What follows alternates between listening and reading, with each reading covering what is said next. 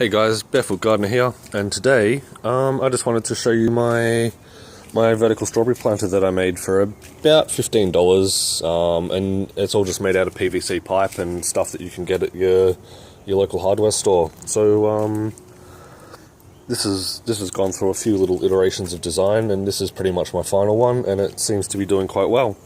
And as I said, it didn't cost me much, about $15, and that includes the plant. I did buy a single strawberry plant and propagated its runners until I got enough to fill this up. And I guess the end goal here is to build about, I don't know, 6 or 7 of these, and be inundated with strawberries every spring. So and the good bit about having this sort of vertical design is that it doesn't allow the birds to give anything to stand on, so that they can't pick the strawberries, and they don't have access to them, so you won't have any problems with birds, and you don't need to bother with netting or anything like that. Well, that's the theory anyway. So let's go into how I've put this thing together. And as you can see here, it's just one large piece of 100mm stormwater downpipe, and I've just siliconed in here some 75mm as the spoutings, and I've just got like a 45-degree angle cut off there. And obviously they're all pretty much the same, and at the bottom I've just got a bottom cap here, and I've bolted this in, purely because I want to be able to open it later if I ever want to pull all the plants out and put some new soil in or anything like that. So that's not siliconed in or glued in any way, it's just sitting there with a bolt through it. Up the top I've got a feeding tube.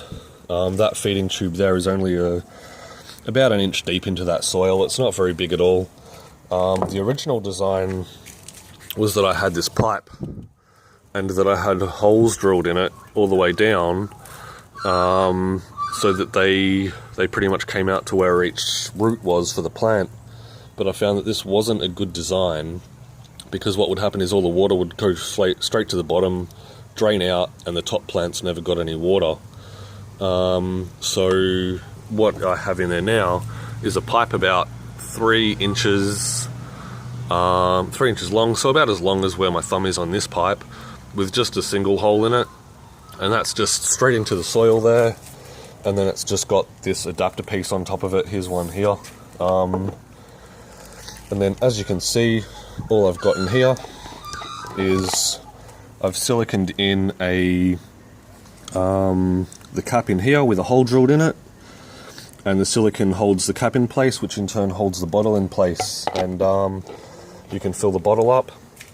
You don't need a bottle this big. I never fill this thing. This is a 2-litre bottle, and I've never filled it up. It's just too much water to really drain into this. 1 litre would probably be optimal, or even 700ml would be perfect size for this application, and for something this size, I guess. Generally, I just fill it up and use it to water the other plants on my way over here. So yeah, that's pretty much it. That's the design. All I've done here is, if I can just pull this out,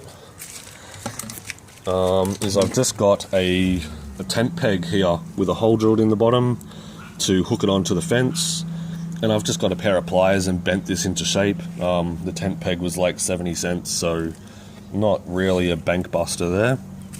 And I can just put that on the fence, and it's not taking up any space that I'd normally use, and it's an area that's being productive in my very small suburban backyard. So yeah, don't forget to like, subscribe, comment, and tell me what you think, or your thoughts, or anything like that. And I guess I'll see you in the garden. Catch you later.